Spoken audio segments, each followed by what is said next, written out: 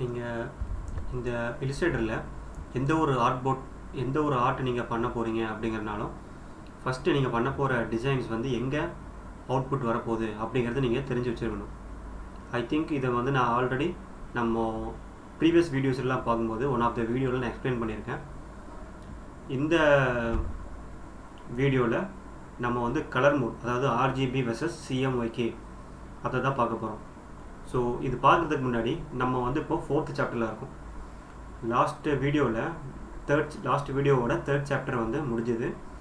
இப்போ வந்து 4th chapter. இனி வர்றது எல்லாமே பார்த்திங்கன்னா 041, 042, 043 இந்த மாதிரி 4th சாப்டரில் நான் எவ்வளோ வீடியோஸ் நான் போட போகிறேனோ இந்த மாதிரி தான் வரும். ஸோ இடையில யாராச்சும் வரீங்க வந்து வீடியோஸ் பார்க்குறீங்க அப்படின்னா நீங்கள் எந்த மாதிரி பேட்டர்ன் ஃபாலோ பண்ணணும் நான் ஆல்ரெடி எக்ஸ்பிளைன் பண்ணியிருக்கேன். 01, 02லேருந்து ஸ்டார்ட் ஆகும்.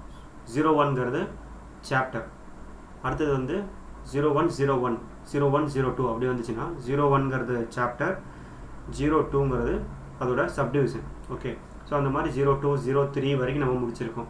இப்போ வந்து 4th சாப்டரில் ஃபஸ்ட் வீடியோ பார்க்கலாம். So RGB versus CMYK.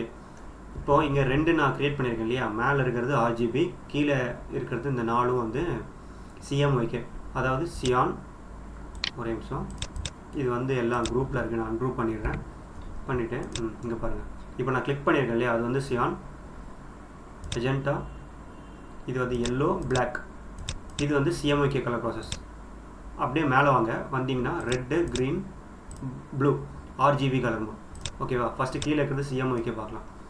CMYK எங்கே யூஸ் ஆகும்னு பார்த்தீங்கன்னா எல்லா பிரிண்டிங் எது வந்து கமர்ஷியலாக வெளியே பிரிண்டிங்க்கு வெளியே போகுதோ அது எல்லாமே என்னது CMYK. ஏன்னா இந்த நீங்கள் டாக்குமெண்ட் ஒர்க் பண்ணும்போது ரொம்ப ரொம்ப இம்பார்ட்டன்ட் பேசிக் கலர் அண்டர்ஸ்டாண்ட் பண்ணுறது. அதனால் கீழே இருக்கிறது CMYK. இந்த நியூஸ் பேப்பரு, மேகசின், இன்னும் என்னெல்லாம் வந்து நம்ம கைக்கு பிரிண்டிங்காக வெளியே வருதோ, இல்லை புக் டிசைனிங், இது எல்லாமே எதில் பண்ணுவாங்க அப்படின்னா CMYK கலர் ப்ராசஸ் எல்லாம் பண்ணுவாங்க.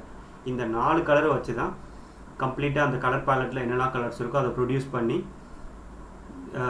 அவுட்புட் கொண்டு வர்றது வந்து CMYK ப்ராசஸ். ஓகே, வேர்எல்ஸ் மேலே ரெட், க்ரீன், ப்ளூ இது வந்து எங்கே யூஸ் ஆகும் அப்படின்னு பார்த்தீங்கன்னா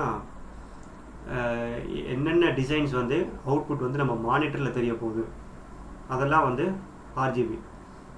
அதாவது வெப்சைட் டிசைனிங் பண்ண போகிறீங்க, ஓகே, இல்லை எல்லா அவுட்புட்டும் என்னென்ன அவுட்புட் வந்து நீங்கள் பிரிண்டிங்காக எடுக்கல எல்லாமே வந்து நீங்கள் மானிட்டரில் தான் பார்க்க போகிறீங்க அப்படிங்கிறது RGB, red, green and blue. So இந்த பேசிக்கான நீங்கள் கலர் ப்ராசஸ் அண்டர்ஸ்டாண்ட் பண்ணிக்கங்க. எந்த ஒரு ஆர்ட் வந்து நீங்கள் இல்லஸ்ட்ரேட்டரில் ஸ்டார்ட் பண்ணுறதுக்கு முன்னாடியும் நீங்கள் பண்ண போகிற டிசைன்ஸ் எங்கே வருது எல்லாம் செக் பண்ணிவிட்டு அதுக்கு தகுந்த கலர் மோடை வச்சுட்டு நீங்கள் ஸ்டார்ட் பண்ணுங்கள். ஸோ ஹோப் திஸ் வீடியோ உங்களுக்கு ஒரு பேசிக்கான அண்டர்ஸ்டாண்டிங் கொடுத்துருக்குன்னு நம்புகிறேன்.